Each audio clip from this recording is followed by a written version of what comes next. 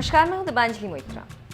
साल 2008 में देश की आर्थिक राजधानी मुंबई पर एक बड़ा आतंकी हमला हुआ था, जिससे पूरा देश हिल गया था और पूरी दुनिया दहशत में आ गई थी। हुआ यूं कि 26 नवंबर 2008 को लश्कर-ए-तैयबा के 10 आतंकियों ने मुंबई पर हमला किया और बम धमाकों और गोलीबारी से दहला दिया। एक तरह से करीब 60 घंटे तक मुंबई बंधक बनी रही। हमले में 160 से ज्यादा लोग मारे गए थे और 300 से ज्यादा लोग घायल हुए। मुंबई हमले को याद करके आज भी लोगों का दिल दहल उठता है। लेकिन इससे पाकिस्तान बेनकाब हुआ और जिंदा पकड़े गए आतंकी कसाब को फांसी हुई।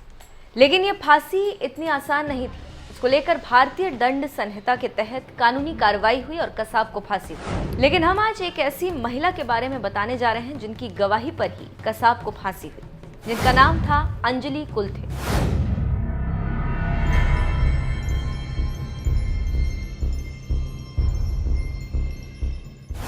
अंजलि की माने तो जब आर्थर रोड जेल में अजमल कसाब की पहचान करने वो पहुंची थी तो एक जैसे 5 लोग उनके सामने खड़े थे। उन्होंने कहा, मैं घबरा गई और कांपते हुए हाथ उठाकर बोली, ये है अजमल कसाब। जब मैंने पहचान लिया तो वो जोर से हंसने लगा और बोला कि हाँ मैडम, ठीक पहचाना, मैं ही हूँ अजमल कसाब। अपनी कहानी बताते हुए अंजलि रोने लगती हैं और कहती हैं कि जिस दिन ये घटना घटी उस रोज ठीक रात के 8 बज रहे थे। एंटीनेटल वार्ड में मेरी नाइट शिफ्ट थी। मैंने अपनी साथी नर्स से हैंडओवर लिया। कुछ देर बाद पता चला कि सीएसटी स्टेशन पर फायरिंग हो रही। करीब 9:30 पर मुझे अस्पताल के बाहर से गोलियों की आवाज सुनाई दी।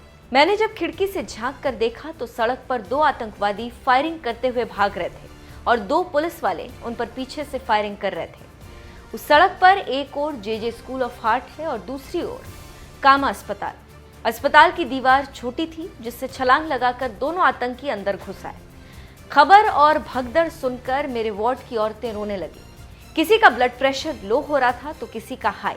मुझे लगा कि इस वक्त अगर मैं भी डर गई तो हम सभी की जान चली जाएगी। मरना ऐसे भी है और वैसे भी। इससे बेहतर है कि किसी की जान बचाते हुए मेरी जान चली जाए। मैं कीड़ों की तरह नहीं मरना चाहती थी। मैंने ठान लिया कि अपने वर्कर और सभी मरीजों को हर हाल में बचाऊंगी। मैंने सभी मरीजों से वादा किया कि मेरे होते हुए किसी को कुछ नहीं होगा। सब रोना बंद करो। लेकिन होनी को कौन टाल सकता है। इधर पेंट्री में देखा कि सभी औरतें रो रही थी। मुझे डर लग रहा था कि ऐसे में लेबर पेन शुरू होने का खतरा रहता है। फिर वही हुआ जिसका डर था। हाई बीपी की एक मरीज को लेबर पेन शुरू हो गया। मेरी सांस हलक में अटक गई। 2nd फ्लोर पर डॉक्टर सुचिता ही इस केस को हैंडल कर सकती थी। मैंने लैंडलाइन से उन्हें बोला कि वो किसी तरह से 1st फ्लोर पर आ जाए, लेकिन डर कर डॉक्टर सुचिता ने साफ मना कर दिया कि मैं नहीं आ पाऊंगी। मैं थकी मांदी अपने रूम में गई और यूनिफॉर्म चेंज करने लगी। मुझे लगा कि बीती रात मैंने क्या किया, कहां से इतनी हिम्मत आई। वो सुबह मेरे लिए बहुत अजीब थी।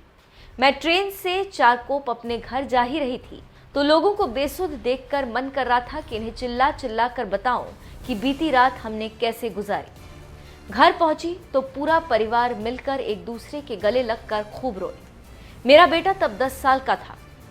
रात भर वो टीवी के सामने बैठा सब देखता रहा। फिर 1 महीने के बाद अस्पताल के स्टाफ से कसाब की पहचान के लिए क्राइम ब्रांच वाले आते रहे। सभी ने मना कर दिया कि किसी ने कसाब को नहीं देखा, कोई उसे नहीं पहचानता। लेकिन मैंने हिम्मत दिखाई और मैंने पहचान करने के लिए हाँ बोली।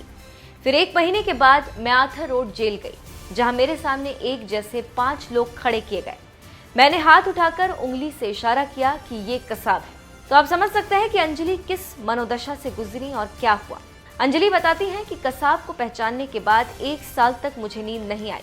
बहुत थकी रहती थी, बहुत नींद आती थी, लेकिन सो नहीं पाती थी। एक साइकियाट्रिस्ट के यहाँ से 1 साल तक इलाज चला। आज भी एक बुरे सपने की तरह वो रात याद आती। जिसने देखा, जिसने झेला, आप उसकी मनोदशा को समझ सकते हैं कि कैसे एक महिला ने हिम्मत से अपने मरीजों को सहेजा और आतंकियों से जान बचाई।